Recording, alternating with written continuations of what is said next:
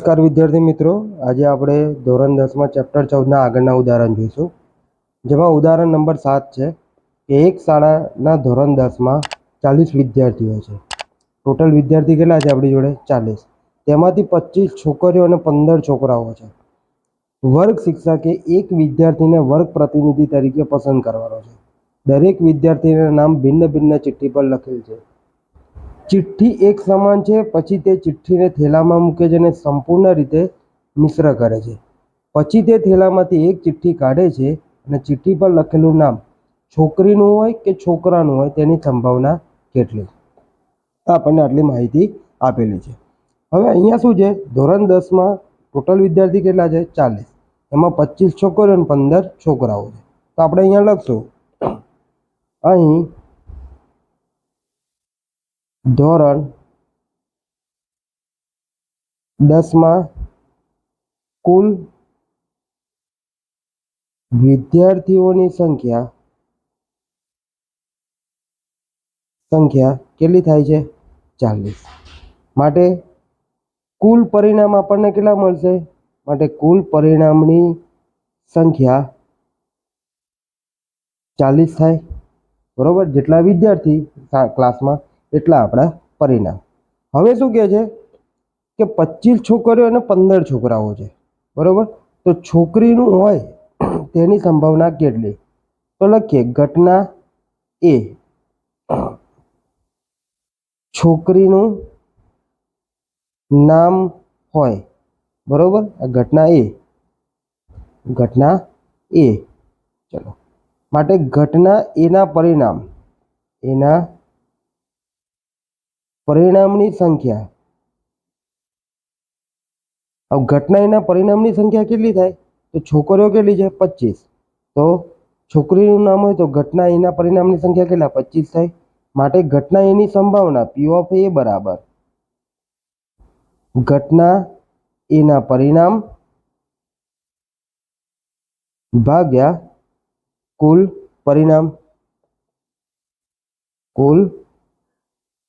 પરિણામ. ઘટના એના પરિણામ કેટલા છે? 25. ક્લાસમાં કુલ સંખ્યા કેટલી છે? 40. ભાગ ઉડાડશું આપણે તો અહીંયા 25 5 પાંચો બાજુ 25 અને 5 અઠ્ઠા 40. 5 5 ગયા એટલે કેટલી સંભાવના વધી? 5/8 વધી. માટે P of A બરાબર આપણને કેટલો મળે? તો કે 5/8 મળ્યો. તો આપણી ઘટના એ કે છોકરીનું નામ હોય એની સંભાવના કેટલી હોય? 5/8 હોય. હવે શું કહે છે બીજી ઘટના? બીજી ઘટના શું છે આપણી જોડે? છોકરાનું નામ હોય તેની સંભાવના કેટલી? તો લખીએ, ઘટના બી છોકરાનું નામ હોય અથવા છોકરાનું નામ મળે. ચલો, તો ઘટના બીના પરિણામની સંખ્યા કેટલી છે? ટોટલ છોકરા કેટલા છે? 15. એટલે પરિણામની સંખ્યા કેટલી થાય? 15. માટે ઘટના બી ની સંભાવના P of B બરાબર ઘટના બી ના પરિણામ ભાગ્યા કુલ પરિણામ. ઘટના બી ના પરિણામ કેટલા છે આપણી જોડે? 15. કુલ પરિણામ કેટલા છે? 40. ચલો, તો અહીંયા ભાગ ઉડાડશું કેટલા થશે? તો 5 તારી 15 અને 5 અઠ્ઠા 40. એટલે 3/8 મળી. માટે આપણે P of B ઘટના બી ની સંભાવના કેટલી મળે? 3/8. માટે ક્લાસમાં છોકરાનું નામ નીકળે એની સંભાવના કેટલી? 3/8 મળે. તો અહીંયા આપણો 7મો દાખલો પૂર્ણ થાય છે મિત્રો. ત્યારબાદ આપણે જોઈએ 8મા નંબરના દાખલા તરફ. એક ડબ્બામાં 3 ભૂરી, 2 સફેદ અને 4 લાલ લખોટી છે. જો ડબ્બામાંથી યાદચ્છિક રીતે લખોટી પસંદ કરવામાં આવે તો સફેદ હોય, ભૂરી હોય અને લાલ હોય તેની સંભાવના કેટલી? તો પહેલું તો અહીંયા લખશું કે કુલ લખોટીની સંખ્યા કેટલી છે? તો 3 + 2 + 4 બરાબર કેટલી થાય? 9 થાય. માટે આપણને કુલ પરિણામની સંખ્યા કેટલી મળે? કે કુલ પરિણામની સંખ્યા કેટલી મળશે? 9 મળે. હવે પહેલું શું કીધું છે કે સફેદ લખોટી હોવાની સંભાવના કેટલી? તો અહીંયા આપણે લખીએ કે ઘટના એ શું બને છે કે સફેદ લખોટી હોય. ચલો, સફેદ લખોટી હોય તો ઘટના એના પરિણામ કેટલા થશે? તો ઘટના એના પરિણામની સંખ્યા. સફેદ લખોટી કેટલી હતી આપણી જોડે? 2. તો 2 થઈ. જો મિત્રો અહીંયા બીજા નંબરથી શરૂઆત કરી છે, બરોબર? એટલે પછી પરીક્ષામાં ડાયરેક્ટ 3 ના લઈ લેતા. માટે ઘટના એ સફેદ લખોટી હોય એની સંભાવના શોધવી હોય તો ઘટના એના પરિણામ ભાગ્યા કુલ પરિણામ. ઘટના એના પરિણામ કેટલા છે? 2. કુલ પરિણામ કેટલા છે? 9. એટલે P ઓફ A આપણી જોડે કેટલું મળશે? તો કે સફેદ લખોટી હોય એની સંભાવના કેટલી? 2/9 મળે. ત્યારબાદ બીજું શું કીધું છે કે ભૂરી લખોટી હોય એની સંભાવના કેટલી? તો જોઈએ અહીંયા આપણે કે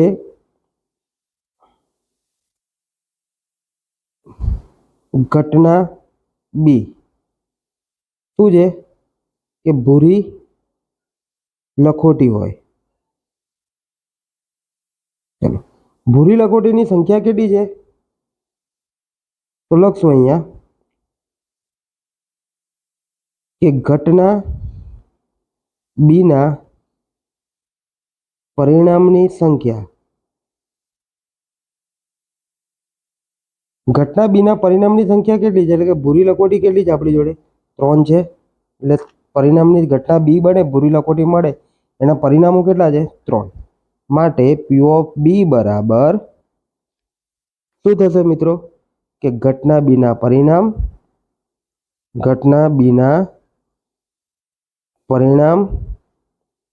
ભાગ્યા કુલ પરિણામ. ઘટના બીના પરિણામ કેટલા હતા? 3. કુલ પરિણામ કેટલા છે? 9. એટલે 3 તરી 9 એટલે જવાબ કેટલો આવશે? 1/3 આવે. માટે P ઓફ બી બરાબર આપણને કેટલું મળે? 1/3 મળે. તો અહીંયા આપણે ઘટના બીના સંભાવના કેટલી થઈ? તો ઘટના બીની સંભાવના મળે 1/3. હવે શું કીધું છે? લાલ લખોટી હોય તેની સંભાવના કેટલી? લાલ લખોટી કેટલી છે આપણી જોડે? અહીંયા 4 લખોટી છે. તો લખશું કે 3 નંબર ઘટના સી શું હતી? કે લાલ લખોટી મળે. બરોબર? લાલ લખોટી મળે. માટે ઘટના સીના પરિણામની સંખ્યા કેટલી છે? લાલ લખોટી કેટલી હતી? 4. માટે ઘટના સીની સંભાવના P ઓફ સી બરાબર ઘટના સીના પરિણામ ભાગ્યા કુલ પરિણામ. ઘટના સીના પરિણામ કેટલા છે? 4. કુલ પરિણામ કેટલા છે? 9. માટે ઘટના સી એટલે કે લાલ લખોટી મળે એની સંભાવના કેટલી છે આપણી જોડે? તો 4/9 સંભાવના છે આપણી જોડે. તો મિત્રો અહીંયા આપણો આ 8મા નંબરનો દાખલો પૂર્ણ થાય છે. ત્યારબાદ આપણે જોઈએ 9મા નંબરનો દાખલો કે હરપ્રીત 2 જુદા જુદા સિક્કાઓને એક સાથે ઉછાળે છે. હવે અહીંયા કન્ફ્યુઝ કરવા માટે એમ કીધું છે, કહો કે એક 1નો છે અને બીજો 2નો છે સિક્કો. તેમાં ઓછામાં ઓછી એક છાપ મેળવે તેની સંભાવના કેટલી? પત્તામાં આને ભૂલી જાઓ, આ 1 અને 2 ને આનું કોઈ કામ નથી. આપણને શું કીધું કે ઓછામાં ઓછી એક છાપ મળે. હવે કોઈ બી સિક્કો ઉછાળે તો છાપ અને કાંટો દરેક સિક્કા પર હોય, ચાહે 1નો હોય, 2નો હોય, 5નો હોય, ગમે તેટલા હોય. અહીંયા 2 જુદા જુદા સિક્કાઓ એક સાથે ઉછાળે છે. બરોબર? તો અહીંયા લખશું કે 2 સિક્કાને એક સાથે ઉછાળતા મળતા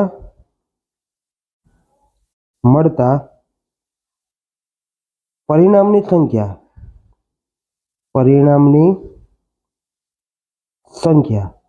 કેટલી મળે? તો મેં સમજાવેલું, સિક્કાની ટોટલ બાજુ કેટલી? 2. ઉછાળો છો કેટલી વાર? તો કે 2 વાર. એટલે 2 ગુણ્યા 2 એટલે કેટલા થાય? 4 મળે. બરોબર. તો પરિણામની સંખ્યા કેટલી છે? 4 છે. મળતા પરિણામ કયા કયા છે? તો મળતા 4 પરિણામ કયા કયા છે? તો 2 વાર હેડ આવે, 1 વાર હેડ ટેલ આવે, 1 વાર ટેલ હેડ આવે અને 2 વાર ટેલ આવે. મતલબ 2 વાર છાપ મળે, 1 વાર છાપ કાંટો મળે, 1 વાર કાંટો છાપ મળે અને 2 વાર કાંટા મળે. ઓકે, સમજ પડી? હવે આપણને શું કીધું છે કે ઓછામાં ઓછી છાપ મળે તેની સંભાવના. ઓછામાં ઓછી 1 વાર, વધુમાં વધુ નથી કીધી. એટલે આપણે અહીંયા દેખો, આ 1, આ 2 અને આ 3 થઈ 3 વાર છાપ. એટલે લખશું કે ઘટના એ ઓછામાં ઓછી શું છે? ઓછામાં ઓછી 1 છાપ મળે. બરોબર. ચાલો, તો ઘટના એના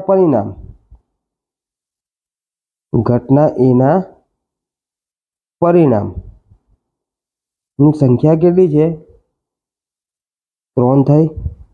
હવે માટે ઘટના એની સંભાવના P ઓફ A બરાબર ઘટના એના પરિણામ ભાગ્યા કુલ પરિણામ. ઘટના એના પરિણામ કેટલા હતા? 3. કુલ પરિણામ કેટલા છે? 4. માટે ઓછામાં ઓછી 1 વાર છાપ મળે તેની સંભાવના કેટલી છે? 3/4 થઈ મિત્રો. તો અહીંયા આપણો આ દાખલાનો જવાબ કેટલો આવે છે કે ઓછામાં ઓછી 1 વાર છાપ મળે તેની સંભાવના કેટલી? 3/4 છે. તો મિત્રો ત્યારબાદ જોઈએ 10મા નંબરનો દાખલો. સંગીતા ખુરશીની રમતમાં સંગીત પૂરું પાડતી વ્યક્તિને સૂચના આપવામાં આવી છે કે તે સંગીત વગાડવાનું શરૂ કરે તેની 2 મિનિટમાં ગમે તે સમયે સંગીત વગાડવાનું રોકી દે. સંગીત શરૂ થયા પછી પહેલી અડધી મિનિટમાં સંગીત બંધ થઈ જશે તેની સંભાવના શું થાય? આ દાખલો પરીક્ષાને દ્રષ્ટિએ નથી પણ આપણને છે અંદર કોર્સમાં, તો ગણાવી લઉં. એકદમ સહેલો દાખલો છે. તો લખીએ, અહીં શક્ય પરિણામો 0 અને 2ની વચ્ચે છે. સમજ પડી મિત્રો? કેમ આવું લખ્યું? કારણ કે આપણે 2 મિનિટમાં ગમે તે સમય બંધ કરવાનો છે વગાડવાનો. એટલે 0 થી 2 મિનિટ વચ્ચે ગમે ત્યારે બંધ થાય. તો અહીંયા આપણે બધા પરિણામો કેવા છે? 0 થી 2ની વચ્ચે હોય. માટે 0 થી 2 વચ્ચેનું અંતર કેટલું છે? 2 છે. બરાબર. 2 થી 0 મિનિટથી 2 મિનિટ એટલે કેટલું થઈ? ટોટલ 2 મિનિટ થઈ. માટે કુલ પરિણામ કેટલું થયું? 2 થાય. સમજ પડી? ટોટલ મિનિટ કેટલી હતી? 2 હતી. એટલે કુલ પરિણામ કેટલા મળ્યા? 2 મળ્યા. હવે ઘટના એ શું ઘટે છે કે સંગીત શરૂ થયા પછીની પહેલી અડધી મિનિટમાં સંગીત બંધ થઈ જશે. તો લખીએ, પહેલી અડધી મિનિટમાં સંગીત બંધ થઈ જશે. બરોબર. એટલે અહીંયા શું થયું કે લખશું કે અહીં 0 થી અડધી મિનિટ એટલે 1/2 સુધીનું અંતર કેટલું થાય? 0 થી અડધા સુધી એટલે અડધામાંથી જ અડધી જ મિનિટ એટલે ટોટલ કેટલું થયું અંતર? 1/2 થયું, બરોબર. એટલે 0 થી અડધી મિનિટ સુધીનું અંતર કેટલું? અડધી મિનિટ થયું. માટે ઘટના એના પરિણામની સંખ્યા કેટલી મળે? 1/2 મળે અડધી મિનિટ એટલે. માટે ઘટના એની સંભાવના પૂછી હોય તો શું થશે? ઘટના એના પરિણામ ભાગ્યા કુલ પરિણામ. માટે કેટલું થાય? 1/2 ભાગ્યા 2 એટલે કે 1/2 ગુણ્યા 2 બરાબર 1/4. એટલે આપણે P ઓફ એ ઘટના એની સંભાવના કેટલી મળે? 1/4 મળે. મિત્રો અહીંયા સમજ પડી ને કે શું કર્યું? અહીંયા અંશનો છેદ હંમેશા ક્યાં જાય? છેદમાં જાય. એટલે 1/4 જવાબ મળે. મિત્રો અહીંયા આપણો 10મા નંબરનો દાખલો પૂર્ણ થાય છે. ત્યારબાદ આપણે જોઈશું 11મું ઉદાહરણ. તો અહીંયા શું છે કે ખોવાઈ ગયેલ એક હેલિકોપ્ટર વિશે ખબર પડી કે આકૃતિમાં દર્શાવેલ લંબચોરસ વિસ્તારમાં ક્યાંક તૂટી પડ્યું છે. આ જે આખું લંબચોરસ વિસ્તાર છે એમાં ગમે તે જગ્યાએ હેલિકોપ્ટર તૂટી પડ્યું છે. હવે દેખો, આ જે લંબચોરસ વિસ્તાર છે એમાં એક તળાવ આપેલું છે. હવે એમ કીધું કે સંભાવના છે કે આકૃતિમાં બતાવેલ તળાવમાં તૂટી પડ્યું છે. શું સંભાવના છે? વિસ્તારમાં ગમે ત્યાં પડ્યું છે અને ખબર નથી કઈ જગ્યાએ પડ્યું છે આ લંબચોરસમાં, પણ એ પૂછે છે કે તળાવમાં પડ્યું હોય એની સંભાવના કેટલી? તો આપણે અહીંયા દેખો, પહેલું તો આપણે અહીંયા ગણતરી કરીએ કે હેલિકોપ્ટર લખશું. અહીંયા હેલિકોપ્ટર આપેલ લંબચોરસ વિસ્તારમાં તૂટી પડેલ છે, બરોબર? તૂટી પડ્યું છે. આ ઘટના કેવી છે? આ ઘટના સમસંભાવી છે. કારણ કે તમને પહેલાથી કહી દીધું છે કે હેલિકોપ્ટર જે છે આ લંબચોરસ વિસ્તારમાં જ પડ્યું છે. એટલે કાં તો એ તળાવની અંદર હશે, કાં તો આ લંબચોરસ વિસ્તારમાં હશે. એટલે આ ઘટના કેવી છે? સમસંભાવી છે. ચલો, કુલ પરિણામ એટલે કે લંબચોરસનું ક્ષેત્રફળ. અહીંયા કુલ પરિણામ શું થશે? લંબચોરસનું ક્ષેત્રફળ થશે. એટલે લંબચોરસનું ક્ષેત્રફળનું સૂત્ર શું? લંબાઈ ગુણ્યા પહોળાઈ. ચલો, અહીંયા લંબાઈ કેટલી છે? તો કે 9 કિલોમીટર ને પહોળાઈ કેટલી છે? 4.5. તો લખશું 9 ગુણ્યા 4.5 કિલોમીટર સ્ક્વેર. એટલે જવાબ કેટલો આવશે? 45 ગુણ્યા 9 એટલે કે 405, બરાબર. એટલે 40.5 કિલોમીટર સ્ક્વેર થાય. આ આપણું શું મળ્યું? કુલ પરિણામ મળ્યું. હવે શું કહે છે કે તળાવમાં પડ્યું હોય એની સંભાવના કેટલી? એટલે તળાવનું ક્ષેત્રફળ શોધવાનું, બરોબર. હવે અહીંયા તળાવનું ક્ષેત્રફળ શોધવું હોય તો આપણને જોવો, આખું માપ કેટલું છે લંબચોરસનું? 9, અને અહીંયા કેટલું છે? 6. એટલે 9માંથી 6 બાદ કરો એટલે આ કેટલો જવાબ મળે? 3 મળે. એટલે તળાવની પહોળાઈ કેટલી થઈ? 3 થઈ. અહીંયાથી અહીંયા સુધીની 3 કિમી. અને લંબાઈ અને પહોળાઈ પૂછી હોય તો આખું કેટલું છે? 4.5. અહીંયા કેટલું છે? 2, બરોબર. આ વિસ્તારમાં કેટલું છે? 2. અને અહીંયા આખું કેટલું છે? 4.5. એટલે આ બાકીનું વધ્યું એ કેટલું હશે? 2.5 હશે. 2.5 કિમી. સમજ પડી ને કે આખું 9 છે, બરોબર. અને અહીંયાથી આટલો વિસ્તાર જે છે, આ વિસ્તાર એ કેટલો છે? 6નો. તો વધ્યો કેટલો? 3. એટલે આ 3 આવી ગયા. આખું કેટલું છે? 4.5, બરોબર. આ 4.5 છે આખો વિસ્તાર. લંબાઈ પહોળાઈ અહીંયા કેટલી આપી છે? 2. તો વધ્યું કેટલું? 4.5માંથી 2 જાય એટલે કેટલા વધે? 2.5 વધે. એટલે તળાવની લંબાઈ પહોળાઈ કેટલી થઈ? 3 ગુણ્યા 2.5. તો હવે અહીંયા લખશું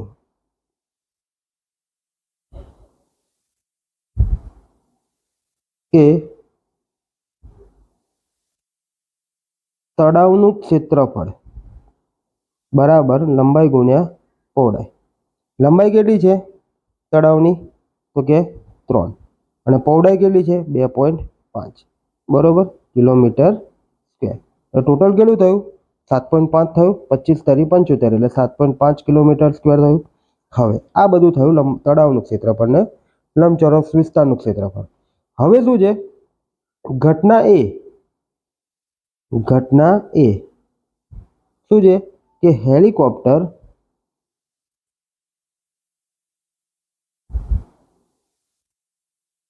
તળાવની અંદર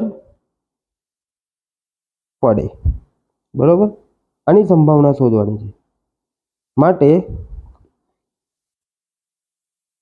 ઘટના એના પરિણામની સંખ્યા પરિણામ બરોબર એટલે કે તળાવનું ક્ષેત્રફળ કેટલું છે 7.5 કિલોમીટર સ્ક્વેર. માટે ઘટના એની સંભાવના શોધવી હોય તો કેટલી થાય કે તળાવનું ક્ષેત્રફળ ભાગ્યા લંબચોરસનું ક્ષેત્રફળ. તળાવનું ક્ષેત્રફળ કેટલું છે 7.5, લંબચોરસનું ક્ષેત્રફળ કેટલું છે 40.5 કિલોમીટર સ્ક્વેર ગયા બરોબર. માટે 7.5 ભાગ્યા 40.5 એટલે કે 75 ભાગ્યા 405. કેવી રીતે થયું આ તો જુઓ 75 હતા પોઈન્ટ દૂર કરી એટલે છેદમાં 10 જાય ગુણ્યા નીચે 40.5 હતા એટલે 405 ગુણ્યા 10 10 10 ગયા એટલે શું થાય 75 ના છેદમાં 405 આવ્યા.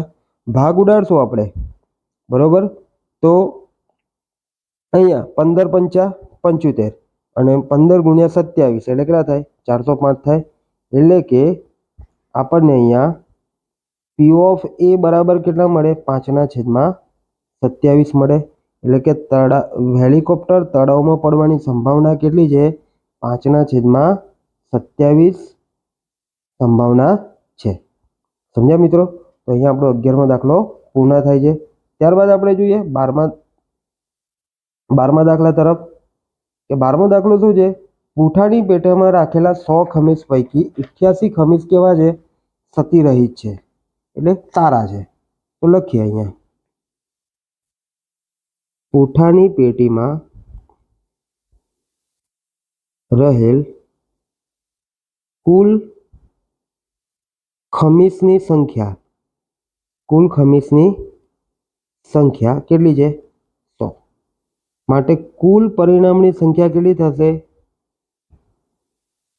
નામની સંખ્યા 100 થાય. હવે શું કહે છે આગળ જેમાં 88 સતીરહિત છે એટલે સારા કેવા છે 88, 8 નાની ખામીવાળા અને 4 મોટી ખામીવાળા છે. તો એ પણ લખી દીધે કે અહીં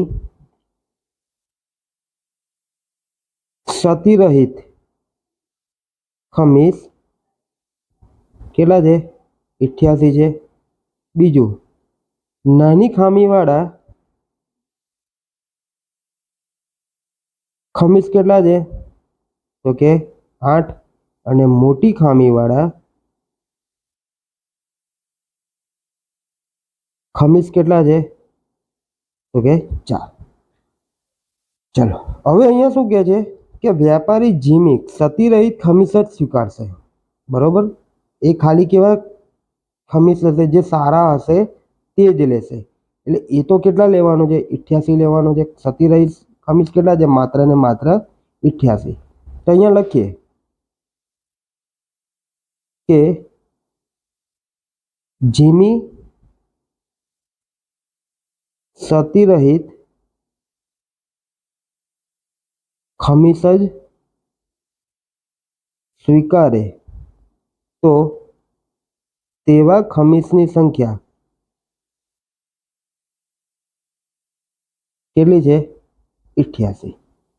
ત્યારબાદ શું કીધું કે અન્ય વેપારી સુજાતા માત્ર મોટી ખામીવાળા ખમીસ જ નકારશે. એટલે ખાલી મોટી ખામીવાળા ખમીસ જ નહીં લે એ સિવાયના આ બંને ખમીસ લઈ લેશે બરોબર. એટલે આવા ખમીસની સંખ્યા કેટલી થાય 96 થાય. તો લખીએ કે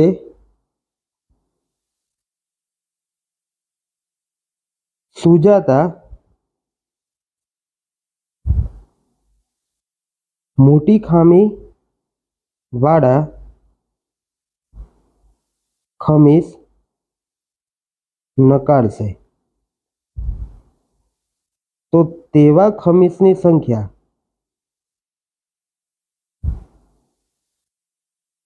કેટલી થઈ? 88 વત્તા 8 બરાબર 96. અહીંયા લખવાનું કે માત્ર 4 ખમીસ મોટી ખામીવાળા હોવાથી, બરોબર, એટલે ભૂલ ના પડે આપણે. તો આટલું થયું. હવે શું કહે છે કે જીમીને સ્વીકાર્ય હોય તેની સંભાવના. તો જીમી કેવું લે કે ભાઈ ક્ષતિ રહી છે તો જ લેશે, અને સુજાતા નાની ખામી અને ક્ષતિ રહી છે તો જ લેશે. તો પહેલું પૂછ્યું કે જીમીને સ્વીકાર્ય હોય તેની સંભાવના કેટલી? તો લખીએ કે ઘટના એ જીમીને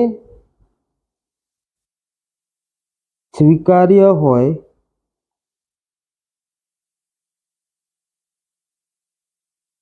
તેવા ખમીસ, બરોબર, માટે ઘટના એના પરિણામની સંખ્યા કેટલી છે? તો ઘટના એના પરિણામ, જીમીને સતીરહિત ખમીસ સ્વીકારે તો તેના ખમીસની સંખ્યા કેટલી? 88 છે. તો જીમી સ્વીકારે એની સંભાવના પરિણામ કેટલા થયા? 88 થયા. ચલો, માટે ઘટના એની સંભાવના જોવી હોય તો કે ઘટના એના પરિણામની સંખ્યા ભાગ્યા કુલ પરિણામ. ઘટના એના પરિણામ કેટલા છે? 88, અને કુલ પરિણામ કેટલા છે? 100. તો અહીંયા કેટલો આપણે આવશે? P ઓફ A બરાબર 0.88 થશે સંભાવના, બરોબર. તો જીમી સ્વીકારે એની સંભાવના કેટલી? 0.88. હવે શું કીધું છે બીજામાં? તો જોઈએ, સુજાતાને સ્વીકાર્ય હોય તેની સંભાવના કેટલી? તો લખશું અહીંયા કે ઘટના બી સુજાતાને સ્વીકાર્ય હોય તેવા ખમીસ, બરોબર. ચલો, માટે ઘટના બીના પરિણામની સંખ્યા કેટલી છે? 96, બરોબર. ક્યાંથી આવ્યું? તો અહીંયા આપણે લખ્યું છે ને 96, એના આધારે. માટે ઘટના બીની સંભાવના માટે P ઓફ B બરાબર ઘટના બીના પરિણામ ભાગ્યા કુલ પરિણામ. ઘટના બીના પરિણામ કેટલા છે? 96. કુલ પરિણામ કેટલા છે? 100. માટે કેટલા આવશે? 0.96 થશે. માટે ઘટના બીની સંભાવના કેટલી થાય છે? 0.96 થશે મિત્રો. તો અહીંયા આપણો જવાબ કેટલો આવે છે? 0.96. ત્યારબાદ આગળનો છેલ્લું ઉદાહરણ જોઈએ, ઉદાહરણ નંબર 13. અહીંયા કહે છે કે એક ભૂરો અને એક રાખોડી એમ બે પાસાઓ એક સાથે ઉછાળવામાં આવે. મિત્રો આપણને શું કીધું છે કે એક ભૂરો અને એક રાખોડી એમ બે પાસાને એક સાથે ઉછાળવામાં આવે છે. તમામ શક્ય પરિણામ લખો, બરોબર. તો હવે લખશું કે અહીં બે પાસા ઉછાળતા મળતા પરિણામોની સંખ્યા કેટલી મળે? 36. કેવી રીતે? તો પાસાની બાજુ કેટલી? 6. કેટલી વાર ઉછાળવાનો છે? તો કે 2 વાર. બે પાસા છે ને એટલે 2 વાર થશે. એ 6 ની 2 ઘાત એટલે 6 ગુણ્યા 6 એટલે કેટલા થાય? 36 થાય. બરોબર, આ આપણે સ્વાધ્યાયના દાખલામાં શીખેલા છે. ચલો હવે અહીંયા શું કહે છે કે તમામ શક્ય પરિણામ લખો. બરોબર, અને પાસાની ઉપરની સપાટી પર દેખાતી સંખ્યાઓનો સરવાળો 8 હોય, 13 હોય અને 12 કે તેનાથી નાનો હોય તેની સંભાવના કેટલી તે શોધવાની છે. તો અહીંયા લખીએ કે શક્ય પરિણામો કયા કયા છે. તો પહેલું અહીંયા લખીએ શરૂઆત કરીએ પરિણામો. બરોબર, અને અહીંયા આપણે સાઈડમાં લખશું પરિણામોનો સરવાળો. બરોબર, પરિણામોનો સરવાળો. ચલો પાસાને આપણે ઉછાળીએ. બે પાસાઓ છે, એકવાર 1 1 મળે, 1 2 મળે, 1 3 મળે, 1 4 મળે, 1 5 મળે, 1 6 મળે. બરોબર, એક પાસામાં 1 ને બીજા પાસાના 1 થી 6. પછી 2 1 મળે, 2 2 મળે, 2 3 મળે, 2 4 મળે, 2 5 મળે, 2 6 મળે. એટલે કે પાસાની એક પાસાની 2 નંબરની બાજુ અને બીજા બધા 1 થી 6 નંબરની બાજુ ના પડે.